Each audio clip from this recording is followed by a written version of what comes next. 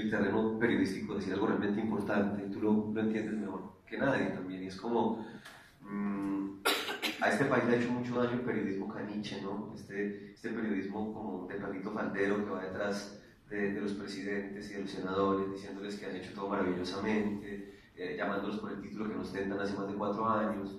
Y yo creo que ustedes hacen parte de una generación mucho más crítica que la nuestra también, también mucho más desinteresada que la nuestra. Creo que estamos ahí en una doble vía muy potente y claro, todas estas plataformas virtuales son maneras alternativas de decir. Ahora, estas investigaciones, ¿quién las finanza? Pues el interés.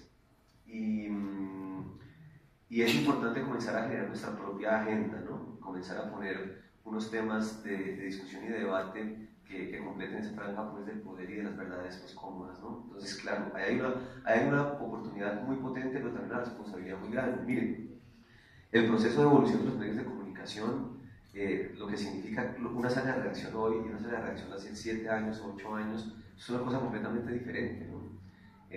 Yo tengo la oportunidad de enseñar en algunas universidades y antes lo raro era que no hubiera gente que se quisiera dedicar a escribir. Hoy en día más bien poca gente toma la determinación de dedicarse a escribir. Y a mí me duele porque pues, adoro la escritura, pero tiene que ver también con ese alcance de las nuevas tecnologías. Y yo creo que estamos aprendiendo a contar nuevas cosas. Yo no digo ni diferente ni mejor, yo digo sencillamente ni mejor ni peor, perdón, es diferente. Y tenemos que acoplarnos y ponernos a la altura de ese reto, ¿no? Javier, cuando hablas de cuando veas la sala de redacción, cuando yo entré a la sala de redacción en el periódico El Tiempo, el primer día que fui a una sala de redacción, egresado a la Universidad de La Sabana, ese día salían las máquinas de escribir de la sala de redacción del Tiempo. Y con las máquinas de escribir salían los ceniceros, porque todo el mundo escribía en máquinas, chusografiaba y fumaba. Entonces, y ese día empezaban los computadores antes las tomaban y de todo. Eso era una tertulia. Entonces la gente se paraba a descansar de teclear y se hacían en círculos en las esquinas para hablar. Cuando yo llegué, que ese día llegué muy temprano, ese día me di cuenta que el periodismo no es muy madrugador, las saciadoras me movían para todos lados porque la gente empezó a llegar a las 10, 10 y media de la mañana a la redacción. Se perdió la tertulia física, que se reunían los de deportes con los de judiciales, con los de sectoriales, con los de internacionales, y por primera vez empezaban los mensajes por el computador. Nos tomamos un café, ¿con quién va a almorzar? Pues ya no había que pararse de la silla, entonces ya empezaron a cambiar las costumbres, y eso ya es un cambio radical para lo que hemos llegado hoy con todo lo que son redes sociales. Pero bueno, quiero darle la bienvenida a María de los Ángeles Reyes. Estuvo duro el trancón, ¿no? Bien, sé que trabajas en el Centro Nacional de Memoria Histórica. Para que avancemos un poco esta conversación, estamos hablando de 3 preguntas. La primera es cómo nos roza esta violencia en Colombia desde lo personal, y la segunda es cómo definir esta situación que está pasando Colombia hoy en día.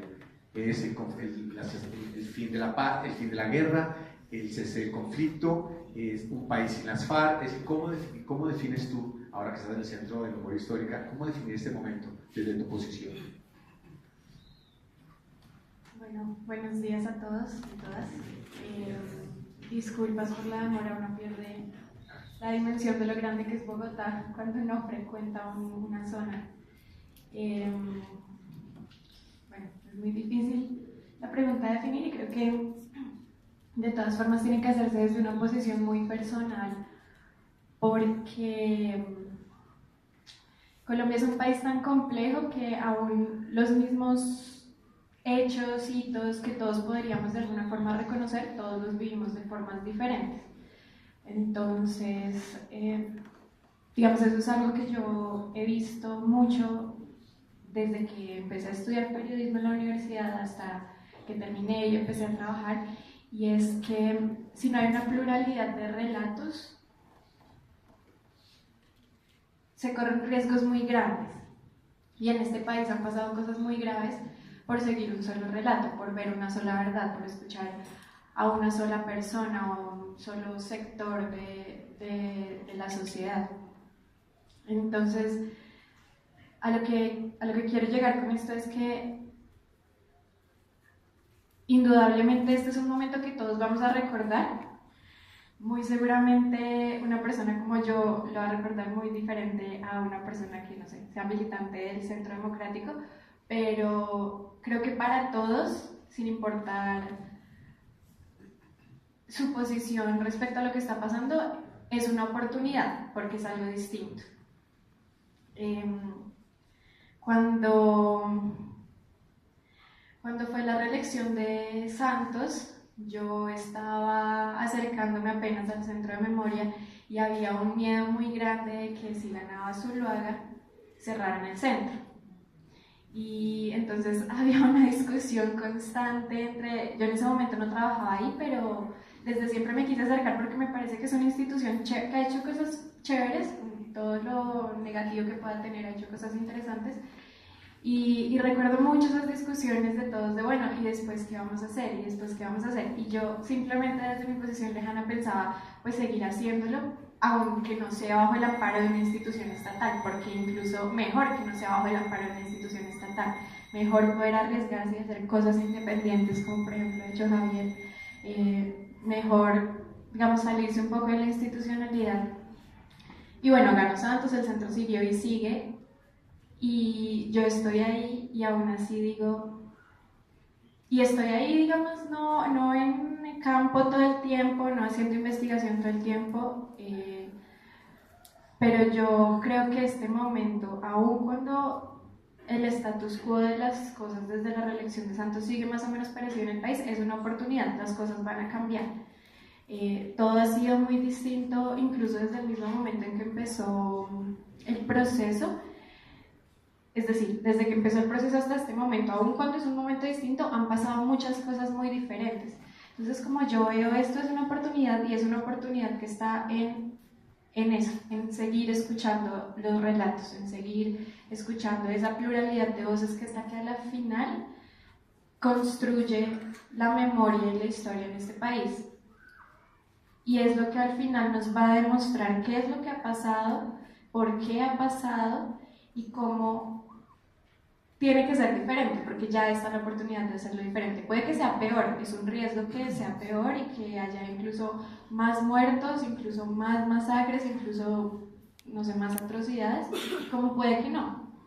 Entonces, como yo veo las cosas y como yo veo que un gran sector de las víctimas ve las cosas, es como una oportunidad de, por fin, después de mucho tiempo, hacer algo radicalmente diferente. Gracias. Para cerrar este primer circuito, bueno, dejé al filósofo al final, a David.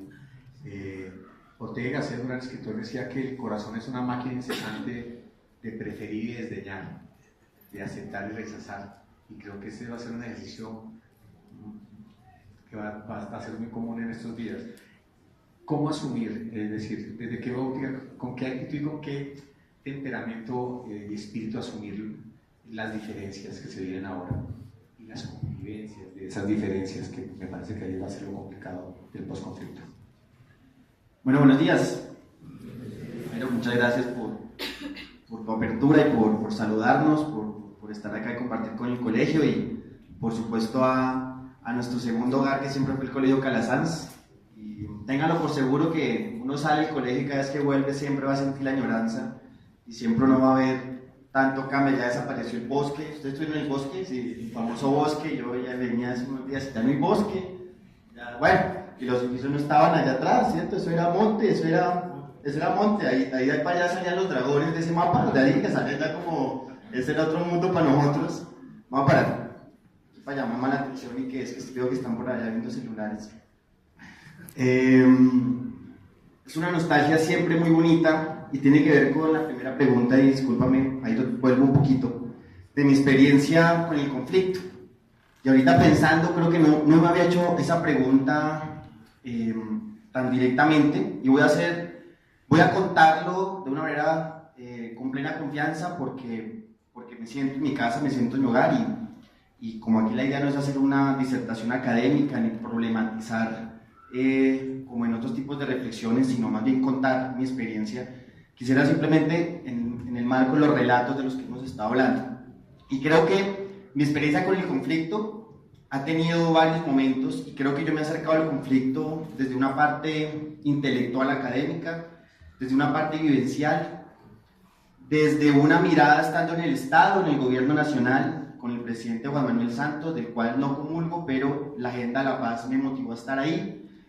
He estado en presencia de grupos de víctimas, he estado en los territorios. Hace 2 semanas llegué de Puerto Nariño, Bichada, que es en el rincón, en el jopo del mundo, ¿sí? En el Orinoco. Yo no sé si ustedes quién conoce el Orinoco, yo no lo conocía hasta ahora. El Orinoco, vi el río Orinoco, majestuoso. Ya hace 3 semanas, una semana antes estuve en el Amazonas, vi el río Amazonas, tampoco lo conocía.